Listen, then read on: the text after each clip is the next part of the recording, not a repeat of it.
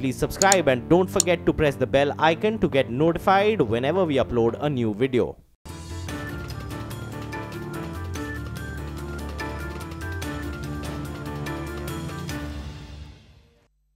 Welcome back, and on this segment we are now joined by Mr. Paul Rowley from De Beers. Paul, hi, pleasure to see you here in India. Good afternoon, it's a pleasure to be here as always actually. Paul, what is your sense? I mean, the industry seems to be going through various changes right now. There is this whole NPA conversation, financing, credit. There is a bit of a problem here. How have you taken note of that? What are your observations? Look, I think there's a couple of things. I think we talk about the industry having a couple of problems and we shouldn't be shy in accepting that. I don't think it's particular to the diamond industry. I think at the moment there's probably a few NPAs across many different contexts of industry. From our perspective, we've been on a journey for quite a while actually, and I think one of the biggest issues is ensuring that we have greater transparency. So certainly from a De Beers perspective, when we launched our latest sightholder contract, which was way back in 2014, we were very much around the fact that we wanted to ensure a greater compliance to IFRS, stock audits, making sure that there's greater transparency to ensure that in fact our sightholders specifically and the broader industry is bankable into the future. So we've been on this journey for a while, but let's face it, it doesn't happen overnight, and I think we have to understand that we're getting better. You've heard the whole industry and you've heard the ministers as well. So what do you think is the learnings India needs to pick from here? What are the solutions to take in? I think it's a collaboration. I think that's a learning coming from me. There's no one side going to fix this on its own. We need to see the industry coming together, both with government from a regulatory perspective, but also the banks need to come to the party as well. And I think it's about how we make this work for the whole. This industry is tremendously important to India. As I said earlier, 70% of all diamonds by value are manufactured here, and likely it's going to continue in that perspective. So it's desperately important to De Beers and the mining industry as well. So we want to be a part of that discussion. As I said, we've started on this road of transparency. I think from our customer base, we're certainly on the right journey. Well over 60% are now compliant, and certainly by the end of this financial year, we'll see the rest of them, we hope all of them. If not, then we'll be obviously losing a couple of clients, but certainly the majority will make financial compliance going forward, which I think will help the whole industry as well. And it'll be something to hopefully emulate throughout the rest of the secondary part of this industry. Paul, I also want to speak to you about the overall diamond industry globally as well. What has been the demand supply numbers? What has been the growth, if you may, in last couple of years really? Look, we've had a couple of different years, if you like. If you recall, going back to 2015, we did see a dip in global demand for diamonds. It was part of the overall change, particularly in China, which we saw the greatest impact.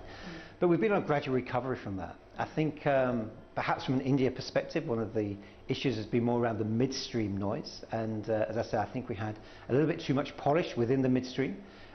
We'd oversupplied, we'd over-manufactured product, and I think the last 2 years has been about finding the right balance. For me, coming into this year, it really is the fact that I think that balance is coming to play. We now need to make sure that we make the best of it. What are the major consuming countries right now, and where do you see the maximum buying growth coming from? Look, the US remains by far the strongest consumer, and in fact some of the recent changes to certain tax reforms in the States has created additional income for our consumers, and we're seeing that actually play through. So America's about 50% of the market. I think what's really encouraging at the moment is seeing China come back again.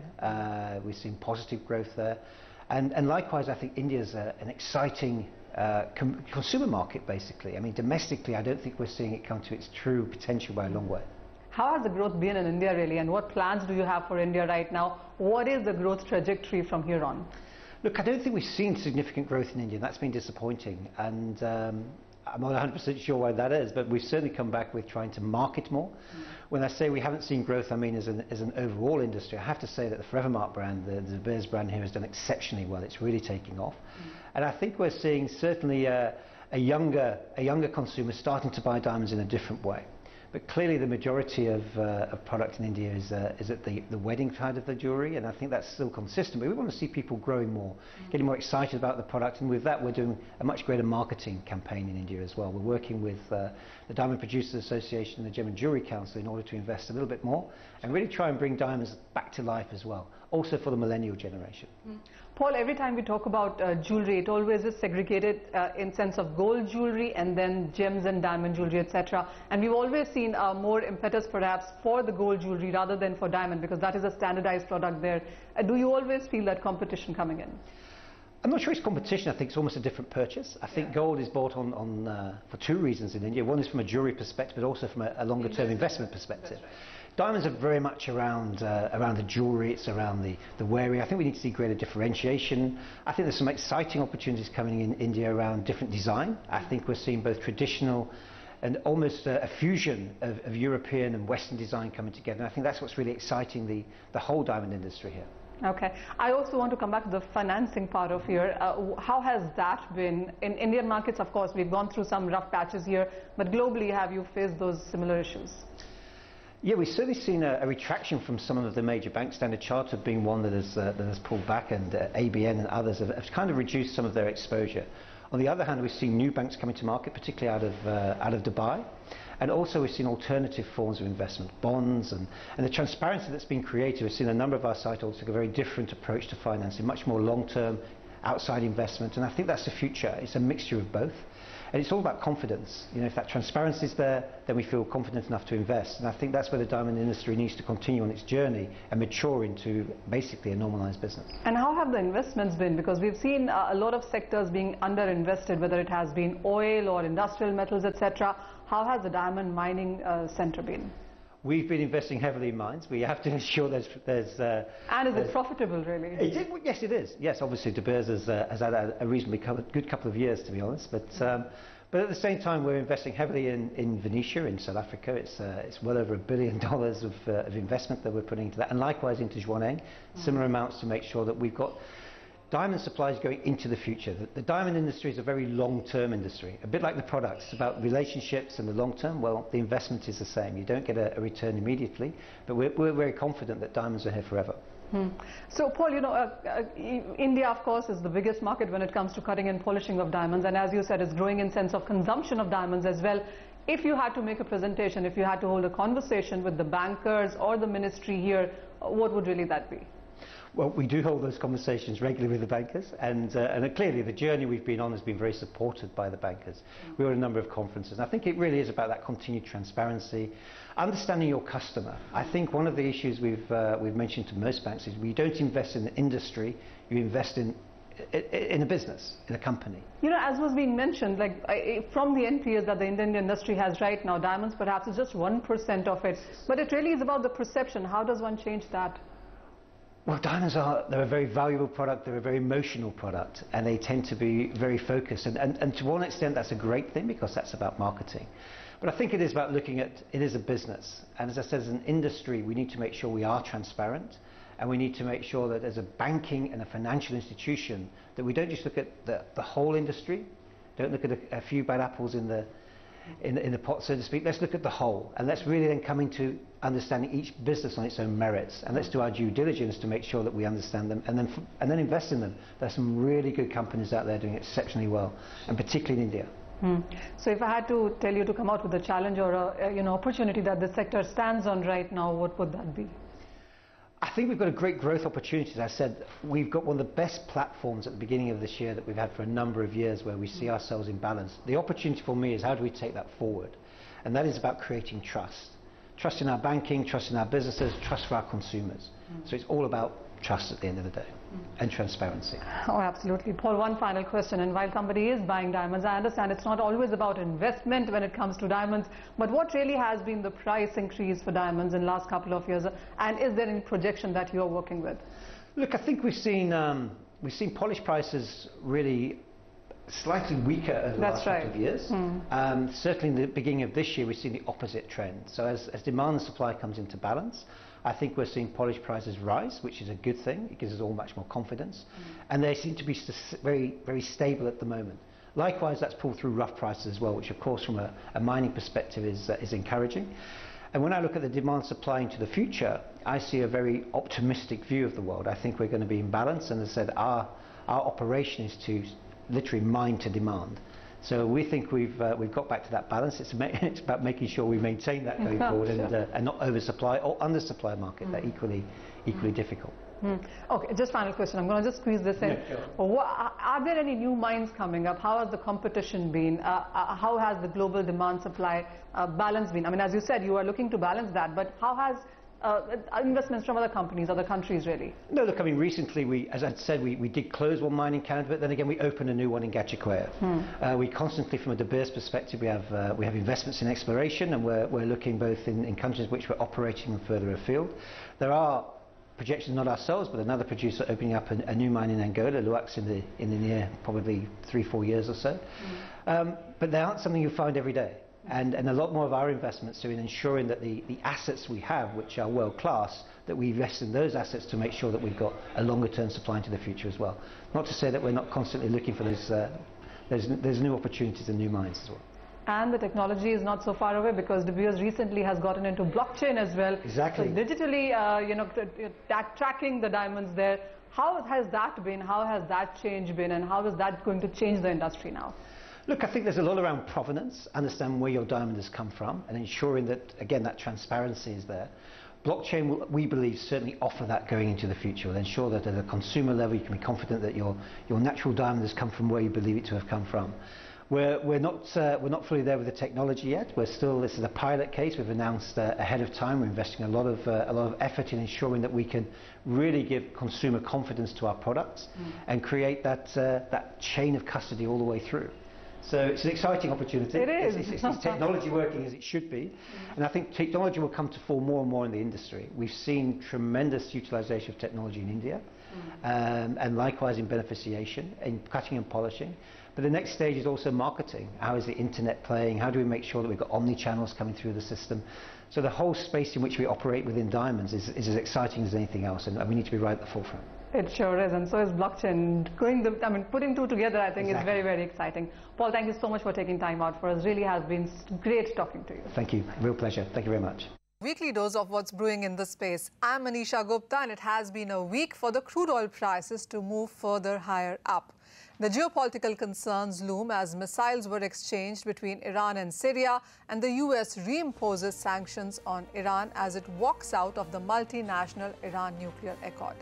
The US inventories have seen a decline when it comes to crude and gasoline. Moreover, the Energy Information Administration has raised its pricing outlook for crude and gasoline. But when we move to metals, it is copper which actually is trading on the higher side due to fall in inventories. But aluminum has actually seen another trend. It has seen a decline after Japan says that it is replacing supplies from Rusal to other markets. To discuss this and more, we are now joined by Jonathan Bharat of Ayers Alliance. Jonathan, hi, good to have you. Let's start off with the Iran nuclear deal being called off by US. Would you say that has been factored into the prices, because we have seen a very volatile week, this one, or would you say that this will play out for the next 3 or 4 months yet?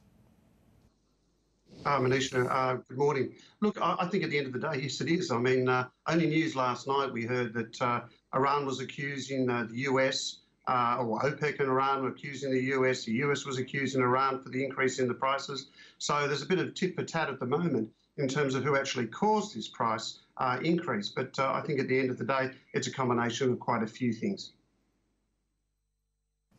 Jonathan, also, what do you expect then in the next few months? I mean, what kind of cues would you be watching at? What do you think the other signatories would do? And next 180 days is what we understand is going to be quite important. Well, I think it depends where the market really is driving the price. I get a sense that everyone seems to be comfortable at certain levels. OPEC has said they're comfortable at around US 60, 65. Iran has said the same. Russia, I think, has turned around and said 80 is a better price. Look, at the end of the day, a higher price benefits all the players. All the players except the consumers. And certainly feels sorry for our friends in India, because that's a bit of an issue when oil prices continue to trade higher. So what is your sense then on the crude oil prices? Where are they headed from here on? Because almost everybody's reiterated on higher crude oil prices for the rest of 2018. Are you in the same category? I tend to say there's a lot of uncertainty there. I think that when you really look through it, I think we can continue to see prices move higher. Up until we see either economies or demand start to come off a little bit. But seeing where you're seeing some of the macros coming in, it still supports increased demand. Let's see what the US can do in terms of production. Let's see what OPEC starts to say, about the oil cuts or the supply cuts. But I do think that if prices do start to go higher, you'll get a bit of persuasion saying that prices at these levels aren't sustainable. And I think we're already starting to see part of that, particularly when Saudi Arabia came out the other night and said, look, prices should be balancing a lot lower from where they are. So I think you'll see more persuasion. I don't think everyone wants to see prices too much higher. Obviously, that's where they're at, but if they get too high, there's still a few leverages that can be pulled in terms of getting prices back into the normal. So what is your sense on the crude prices as per se, Jonathan? Are you looking at levels of 80, 82, 85? Do you see the prices going there, sustaining there, or would you say that we've pretty much done on the upside now? It's at the moment, well, 75 to 80 is an area, which I think will start to come into resistance. We've seen prices, move a lot higher in the past. Let's look at see what the main drivers are that continue. And at the moment, it's geopolitical concerns. And I think once those geopolitical concerns get out of the way, then we can see a good, solid macro picture develop. And if that macro picture develops in terms of more demand, as the IEE suggested it would, then prices at these levels are sustainable. But having said that, when you look at that 80 to 85, I think people would be uncomfortable and/or economies would be uncomfortable with the price sort of sustaining at those levels. Well, that's about the crude oil prices not going to be comfortable around $80, $85 per barrel. But another area that has been buzzing quite a bit, really, Jonathan, has been the metal space. Where do you see the metal prices moving now? What fundamentals are you watching at? Because it is still a playing story when it comes to the U.S. sanctions, the U.S. import tariffs, etc. So while copper seems to have some strength, aluminum clearly has, performed in a very different direction this week. Well, I think at the moment, particularly on the copper front, the focus is obviously on the copper inventories, where we've seen a good draw there. That indicates that there's more demand, and a lot of that draw also has been fed into China. And when we look at the policy that China has, the one belt, one road policy, we can get a sense that demand is still there. When we look at copper, we feel that copper is a real good performer this year, and we'd expect prices to go through that $7,500 a tonne. It all feels good for this year for that to occur. So I'm sort of quite confident that copper will trade higher. And of course, I see that demand continuing, from China. What's your sense on the aluminum and nickel? Because these are the two metals which actually saw multi-year highs after the U.S. sanctions on Russian miners there. How are you looking at both of these? Is there more strength coming in, or would you look at some more profit taking? Look, I think when you look at aluminium, I think it's getting very close to being played out. But I do get a sense that the US might always put a bit of a curveball in there. Let's see what happens. Obviously, there's still concerns there. We still need to see more detail as to what's actually occurring there. But I think the market seems to be quite comfortable that they feel they know what will occur. And as a result of that, obviously, prices do have to normalise. And I think that's what we're living through at the moment, more of a normalisation. And then let's see what's delivered to the market, by the Trump administration. I also want to talk to you about the precious metals, Jonathan, because we have seen a very strong support come in at 1,300. But on the higher side as well, we've seen a resistance, a near term at 1,320, 1,375 hasn't been able to take on the higher side. Absolutely. Now, a little bit disappointed in gold. I get a sense that the market's just forgotten it for the time being. But as you correctly pointed out, very good support at the downside. So I think if you are trading it, I would be trading the range, but I'll be trading it from the long side, because I think the market will, in fact, start to wake up. You don't get oil prices move up 40% and not see any form of inflation start to pick up or any price pressures to the top side. I think investors have just forgotten gold. But I think when we start to see a little bit more of a rev, a little bit more of displacency, I guess, in the US, in terms of interest rates starting to move up, then I think the investors will go back to gold. So I'm playing gold from the long side. I am long at the moment, and I'm certainly looking for big things. I want to see that 1350, 1360 broken on the top side, because that's a true signal that we're going to see a lot higher prices. All right. So while playing gold on the long side, Jonathan, what are you doing with silver, though? Because that clearly has underperformed gold and the other industrial metals also. Yeah, look, I think, once again, silver, when you look at the gold-silver ratio, it certainly favours silver. So I think silver's a little bit of an underdog. It's not really performing as the way I'd like it to perform. I think it's been dragged up by some of the whites as well. We had a few concerns there. But seeing that those have come under pressure as well, then you'd find that silver would also come under pressure. So I think a little bit of a lag, but overall, I think when you look at all the precious metals, you know, they seem to not be a focus, and as a result of that, they tend to languish, and that's what we're seeing. All right, so we'll take your word for that. The gold and silver ratio, of course, seems positive and perhaps is a place to go long on. Jonathan, thank you so much for joining us and giving us strategies for all of those commodities for the coming week as well. But with that, it's all the time that we have on this edition of Commodity Champions. Thank you for watching.